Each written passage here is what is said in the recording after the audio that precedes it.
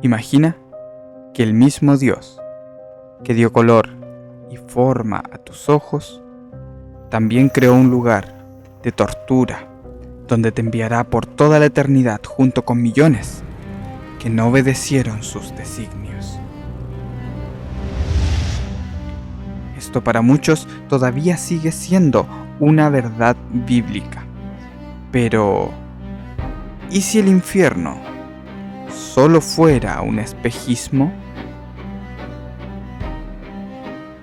La palabra infierno no existe en los textos originales de la Biblia, ni en hebreo, ni en griego. Alguien la puso ahí, y hoy vas a descubrir quién y por qué. Vamos a ver 4 palabras que se tradujeron como infierno, y cómo el miedo se terminó convirtiendo en la herramienta de control más eficiente de la historia. Y un secreto que casi nadie sabe, que Jesús literalmente compró: el infierno. Soy Bastián Ángel. Si eres de los que cuestionan, de los que no se quedan con lo que les enseñaron en la iglesia, bienvenido. Este es tu lugar. Si buscas la palabra infierno en tu Biblia, lo más probable es que la encuentres, tanto en el Antiguo Testamento como en el Nuevo, incluso en boca de Jesús.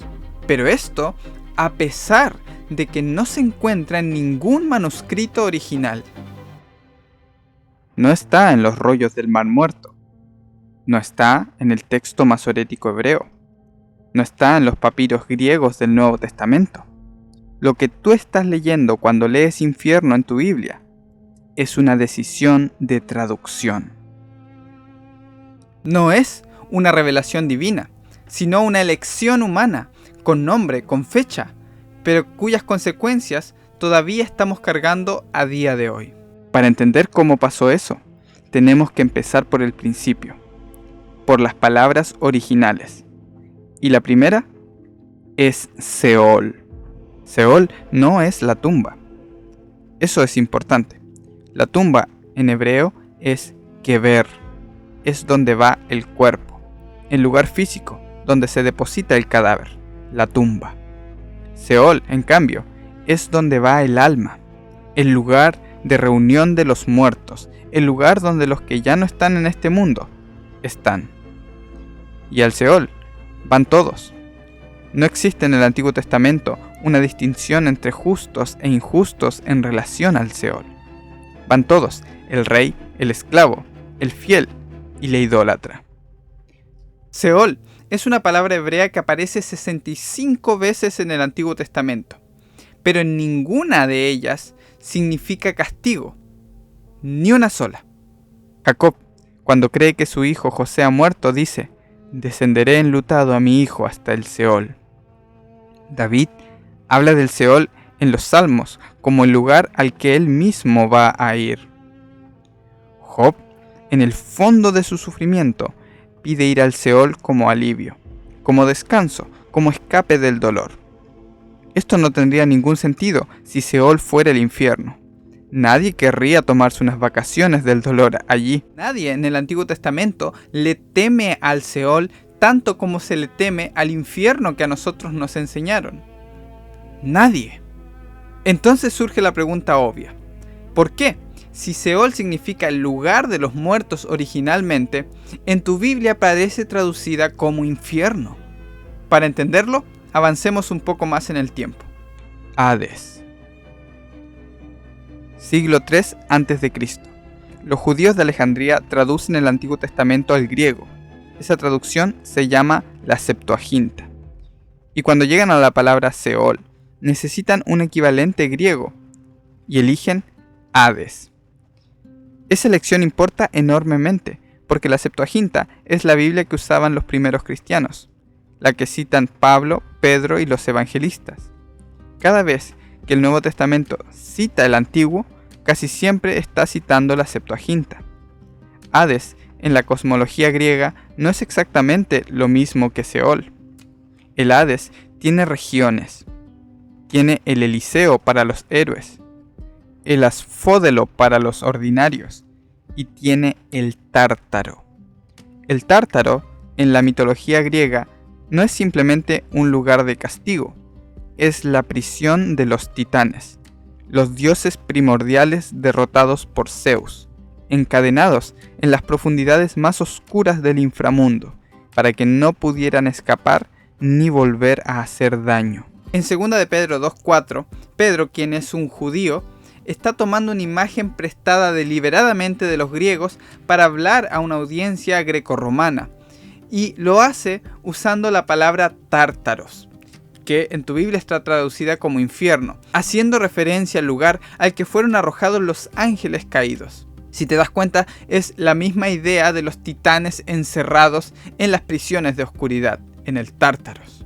Cuando ese pensamiento griego se fusiona con la teología judía, las categorías se mezclan, y ese fue el primer escalón cultural que nos acercó al infierno. Hay un texto que muestra esta traducción de forma muy evidente. Salmo 16:10 dice en hebreo: no dejarás mi alma en el Seol, ni permitirás que tu santo vea corrupción. Pedro en Pentecostés, en Hechos 2:27, cita este mismo salmo, pero lo hace de la Septuaginta. Y miren lo que dice el texto: porque tú no dejaste mi alma en el Hades, ni permitiste que tu santo viera corrupción. ¿Lo ves? Intercambia Seol por Hades. Si analizamos la estructura del texto, veremos que la primera parte del Hades se refiere a cómo el alma de Jesús no permanecería en la región de los muertos, mientras que la segunda parte, que tu santo no vea corrupción, nos muestra cómo el cuerpo de Jesús no se descompondría en la tumba, en el Kever. Así que lo que estaba en juego en la resurrección era exactamente eso, que ni el cuerpo se quedara en la tumba, ni el alma se quedara en el lugar de los muertos. Pero este no sería el único significado de Hades en ese tiempo. Las puertas del Hades. En Mateo 16:18, Jesús le dice a Pedro: y sobre esta roca edificaré mi iglesia, y las puertas del Hades no prevalecerán contra ella. Este versículo lo conoces, seguro lo has escuchado cientos de veces en sermones sobre la victoria espiritual de la iglesia. Pero casi nadie habla de dónde estaba Jesús cuando dijo esto. Jesús se encontraba en Cesarea de Filipo, donde había una cueva enorme en la base de una roca de 30 metros de altura. Una cueva por la que corría agua subterránea que desaparecía hacia abajo, hacia la oscuridad. Esa cueva era conocida en todo el mundo antiguo como la entrada al inframundo, la puerta del Hades. Ahí se adoraba a Pan, el dios griego mitad hombre, mitad cabra. El lugar se llamaba Panías, y en esa cueva la gente arrojaba sacrificios al agua creyendo que llegarían directamente al mundo de los muertos. Era el lugar más asociado con la muerte, con lo oscuro, con lo demoníaco en toda la región. Jesús lleva a sus discípulos específicamente ahí. No es casualidad, no es que se les ocurrió pasar y pararon allí.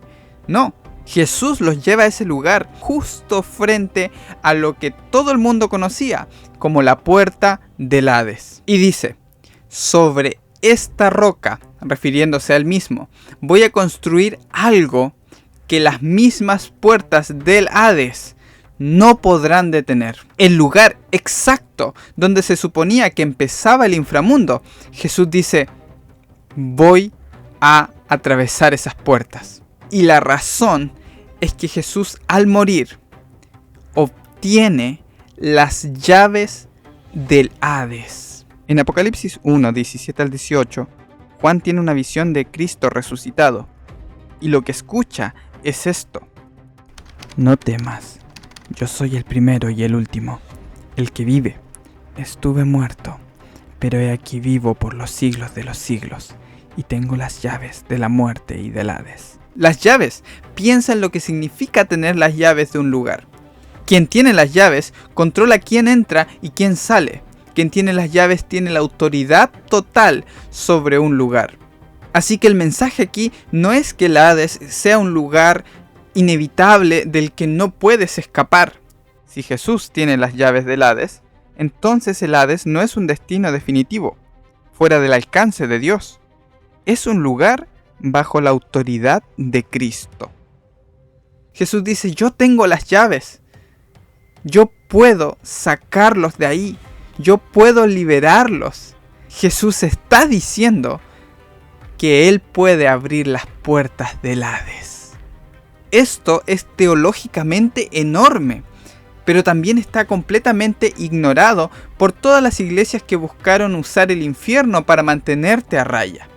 En el caso del Hades, Jesús está diciendo, ya no más.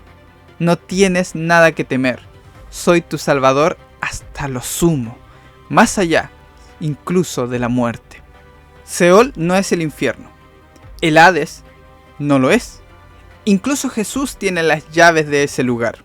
Pero todavía no llegamos a una palabra que Jesús incluso usó 12 veces, pero que tiene coordenadas, dirección y que lo puedes encontrar en Google Maps. Eso en la siguiente sección. Gehenna, el infierno de Jesús. Gehenna aparece 12 veces en la Biblia, la mayoría en boca de Jesús, y es la palabra que más se usa para defender la doctrina del infierno, la que aparece en los sermones más aterradores. Esta palabra es la que pusieron en tu cabeza cuando eras niño para mantenerte en línea. Gehenna es un lugar geográfico, con dirección, con coordenadas, y que si lo buscas en Google Maps, lo encontrarás. Incluso puedes visitarlo como turista. Así es, una visita al infierno. Y aunque este lugar no es el infierno que te enseñaron, su trasfondo es lo más parecido que existe al infierno en toda la Biblia. Gehenna viene de dos palabras hebreas, Ben Hinnom, Valle de los hijos de Hinnom. Es un valle al sur de Jerusalén. Puedes verlo en cualquier mapa de la ciudad antigua. Está ahí todavía, verde, tranquilo, con árboles. Pero su historia no tiene nada de tranquila, porque en ese valle, durante los reinados de Acaz y Manasés, dos de los reyes más oscuros de la historia de Israel quemaban niños vivos en un horno de fuego en honor a Moloc. Los padres entregaban a sus hijos al fuego creyendo que eso les traería prosperidad, protección y favor divino. Lo hacían reyes de Israel, en las afueras de Jerusalén, mientras el templo de Dios estaba en pie a pocos metros. Jeremías maldice ese valle, Josías lo profana, y con el tiempo se convierte en el basurero de Jerusalén. Ahí se tiraba la basura de la ciudad, ahí se arrojaban los animales muertos, se quemaban los desechos, y terminaban también los cuerpos de los criminales ejecutados, los que morían sin familia, sin honra, sin derecho a sepultura digna.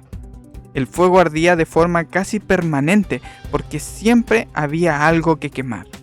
Y los cadáveres de los extranjeros sin nombre se descomponían allí, consumidos por los gusanos. Eso era el Gehenna en tiempos de Jesús, no una doctrina, una realidad visible desde las murallas de la ciudad.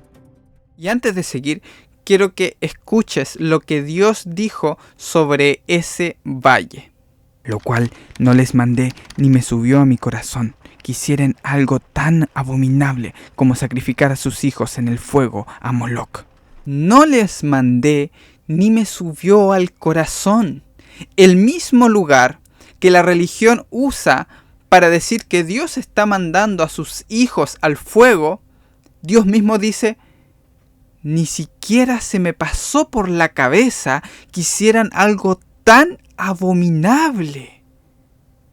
¿No les parece irónico esto? ¿Cómo se nos va a ocurrir que este Dios sea el artífice de un lugar que no solo sacrifica a sus hijos, sino que los tortura eternamente? Lo que Dios llamó abominación se convirtió en doctrina. Y lo que Él dijo que nunca se le pasó ni siquiera por el pensamiento, se convirtió en lo que Dios siempre hace con aquellos que no creen correctamente. Jesús conocía este lugar y está hablando justamente de este sitio cuando dice: mejor te es entrar en el reino de Dios con un ojo que teniendo dos ojos ser echado al Gehenna, donde el gusano no muere y el fuego nunca se apaga. El gusano que no muere eran los cadáveres de los extranjeros descomponiéndose en el basurero, la descomposición permanente. El fuego que no se apaga significaba la basura ardiendo sin parar, porque siempre llegaba más. No es una descripción del más allá, es la imagen más concreta y cotidiana que cualquier habitante de Jerusalén podía visualizar mirando hacia el sur. Y unos versículos más adelante Jesús explica el asunto con palabras que casi nunca se toman en cuenta en el contexto. Todos serán salados con fuego. Tened sal en vosotros mismos y tened paz los unos con los otros. En otras ocasiones, cuando Jesús habló del ojo, si tu ojo es malo, hacía referencia a estar enemistado con tu hermano. Ahora bien, conectando esto con la sal en el mundo antiguo era el preservativo, lo que impedía la corrupción de los alimentos. Jesús está hablando a discípulos que acaban de pelearse por quién era el más grande de ellos. Los que elijan la paz serán preservados y los que elijan la violencia, el rencor, el odio, acabarán en el Gehenna. Jesús está hablando en un contexto de tensión política brutal. Israel está bajo la ocupación romana. Hay grupos que predican la revolución violenta, la guerra contra Roma, enseñorearse de sus enemigos. Y Jesús dice, los que no elijan el camino de la paz terminarán en el Gehenna. En el año 70 después de Cristo, los ejércitos de Tito sitian Jerusalén. El asedio dura meses. La ciudad colapsa desde adentro por el hambre, la enfermedad, la violencia entre las propias facciones judías que se masacraban entre sí. El historiador Josefo describe cadáveres apilados en las calles, fuego consumiendo los edificios, cuerpos arrojados fuera de los muros. Jerusalén entera se convirtió en el Gehenna que Jesús había descrito. Los que eligieron la paz, los que no se sumaron a la rebelión, sobrevivieron. Los que eligieron la violencia permanecieron exactamente como Jesús dijo, y dentro de la ciudad perecieron, guardando sus fiestas y sus costumbres. No era una doctrina del más allá, era una profecía política que se cumplió en menos de 40 años. Aceldama, la compra del infierno. Pero hay algo más, algo que conecta todo lo que acabamos de ver con el momento central de la historia del Evangelio. En Mateo 27, Judas ha traicionado a Jesús por 30 monedas de plata. Después de la condena, Judas, arrepentido, devuelve las monedas al templo. Va y se quita la vida. Los sacerdotes recogen las monedas y se les presenta un problema. No pueden meterlas al tesoro del templo porque son precio de sangre, dinero manchado, impuro.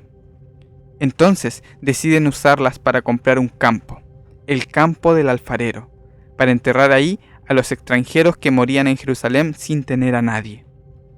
Ese campo se llamó Aceldama, campo de sangre. Curiosamente es el mismo campo donde Judas se quita la vida. Y estaba en el valle de Hinnom, en el Gehenna. Las 30 monedas de plata eran el precio de la sangre de Jesús y compraron el Gehenna. No solo eso, sino que también compraron el mismo terreno donde Judas murió. Fue el precio de sangre pagado por Jesús para redimir la herencia perdida. ¿Qué nos dice eso de nuestro Salvador? Para entender lo que acaba de ocurrir, debemos retroceder unos siglos atrás. En Jeremías 19, Dios le dice que tome unas vasijas de barro y lo lleve a los ancianos, justo en el valle de Hinnom, y que rompa la vasija allí como señal del juicio que viene sobre Jerusalén por los sacrificios a Moloc. Pero después viene Jeremías 32. Jerusalén está sitiada por Babilonia, la ciudad está cayendo, y Dios le dice a Jeremías que haga algo que no tiene sentido en ese momento, que compre el mismo campo, el campo del alfarero. Y el método legal de esa compra es específico. Jeremías paga las monedas de plata, escribe el contrato en un rollo, lo sella y lo mete en una vasija de barro para que se conserve por mucho tiempo. Y la razón de la compra, justo en medio de la inminente destrucción, es que todo lo perdido, todo lo que parece arruinado para siempre, devastado, aún puede ser recuperado. Eso se llama esperanza contra esperanza. Y entonces llegas a Apocalipsis 5, el cordero y el rollo sellado. Juan ve en el cielo un rollo sellado con 7 sellos, y se hace la pregunta, ¿quién es digno de abrir el rollo? Y nadie en el cielo, ni en la tierra, ni debajo de la tierra puede abrirlo, puesto que tiene que ser un pariente de sangre, hasta que aparece el cordero, de la raíz de David, el que fue inmolado. Y lo que canta toda la asamblea cuando el cordero toma el rollo es esto: eres digno de tomar el rollo y abrir sus sellos, porque fuiste inmolado, y con tu sangre nos redimiste para Dios, gente de toda tribu, lengua, pueblo y nación. Cuando dicen que con tu sangre nos redimiste, hacen referencia a que Él los ha vuelto a comprar, los ha rescatado.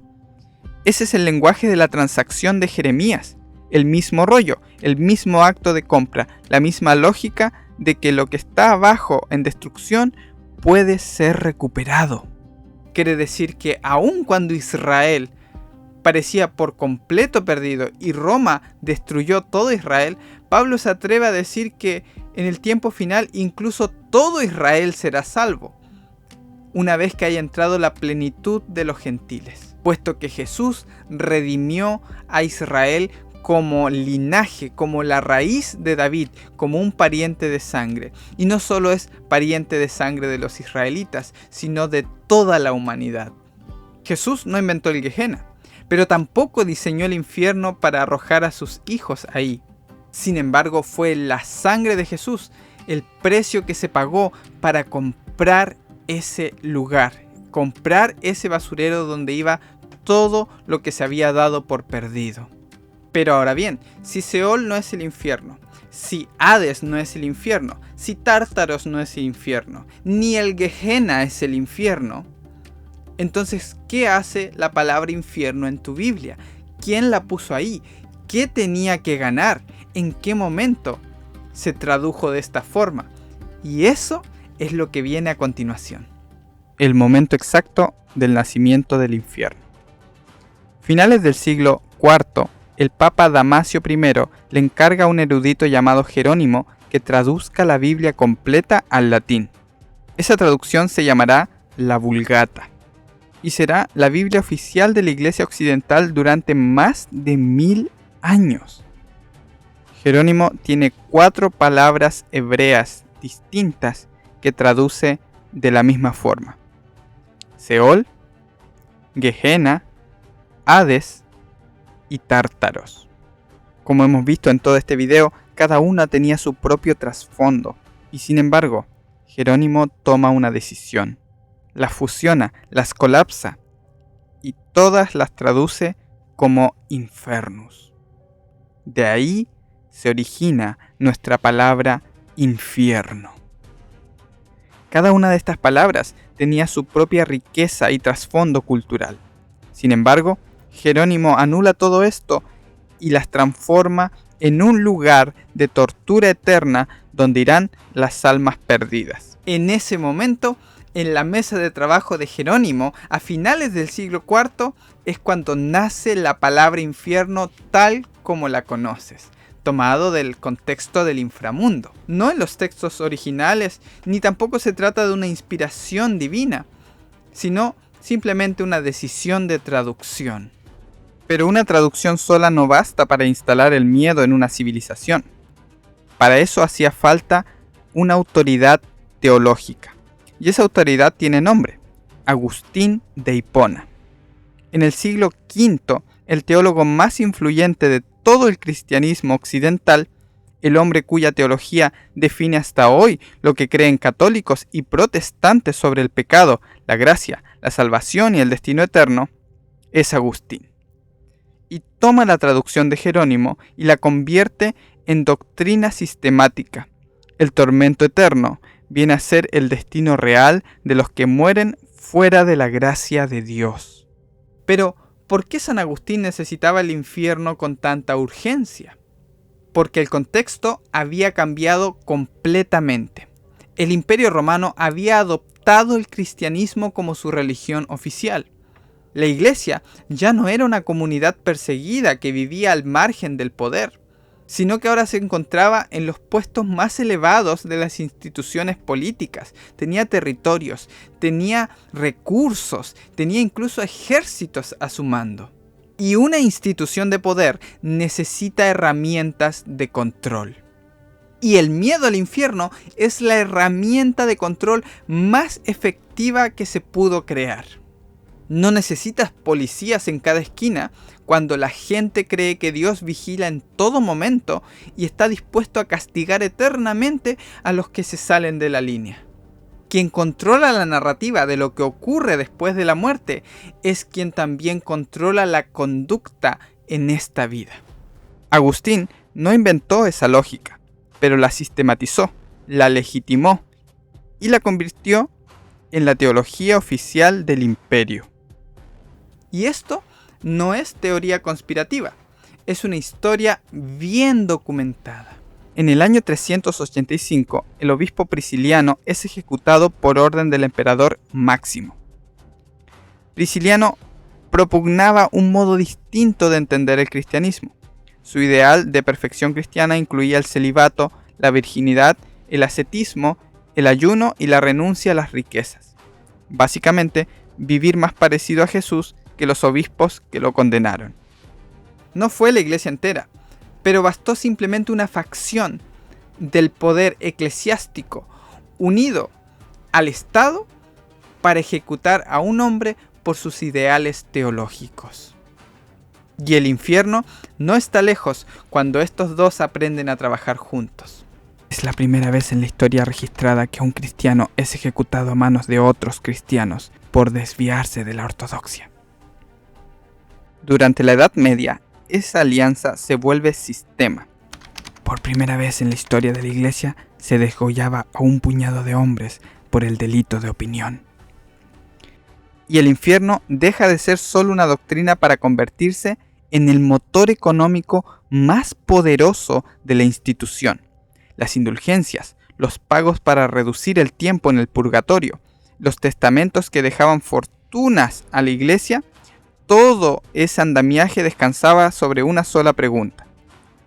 ¿Qué pasa si no pagas y terminas en el infierno?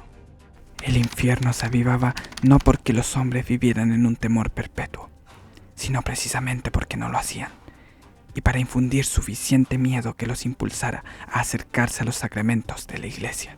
Léelo de nuevo. El infierno no se usa porque la gente tenga miedo.